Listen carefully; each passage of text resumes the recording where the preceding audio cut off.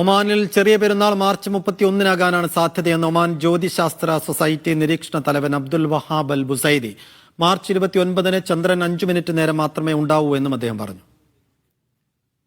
Ramadan 29-ആയ March 29-ന് മസ്കറ്റിൽ വൈകുന്നേരം 6:21-നാണ് സൂര്യാസ്തമയം കണക്കാക്കുന്നത്. തുടർന്ന് വൈകുന്നേരം 6:26-ന് ചന്ദ്രാസ്തമയം സംഭവിക്കുന്നു. ചന്ദ്രൻ 5 മിനിറ്റ് മാത്രമേ ചക്രവാളത്തിൽ ഉണ്ടാകൂ. ചന്ദ്രക്കല ചക്രവാളത്തിന് ഏകദേശം 2 ഡിഗ്രി മുകളിലായിരിക്കുമെന്നും പ്രതീക്ഷിക്കുന്നു.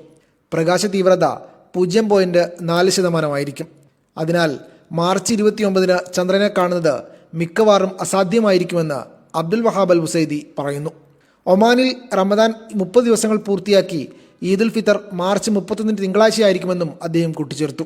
എന്നാൽ റമദാൻ 29-ന് വൈകുന്നേരം ദേശീയ ചന്ദ്രകലാ നിരീക്ഷണ സമിതി യോഗം ചേരും. സൂക്ഷ്മമായ പരിശോധനയ്ക്ക് ശേഷം ഷവ്വാൽ ആരംഭിക്കുന്നത് സംബന്ധിച്ച് ഔദ്യോഗിക പ്രഖ്യാപനം പുറത്തുവിടും. അതേസമയം പെരുന്നാളിനോടനുബന്ധിച്ച് ഇത്തവണ നീണ്ട അവധി പ്രതീക്ഷയിലാണ് പ്രവാസികൾ ഉൾപ്പെടെയുള്ളവർ. വാരാന്ത്യ അവധി കൂട്ടിച്ചേർത്ത് 9 ദിവസമെങ്കിലും അവധി ഉണ്ടായിരിക്കുമെന്നാണ് പ്രതീക്ഷിക്കുന്നത്. Media 1, Muscat.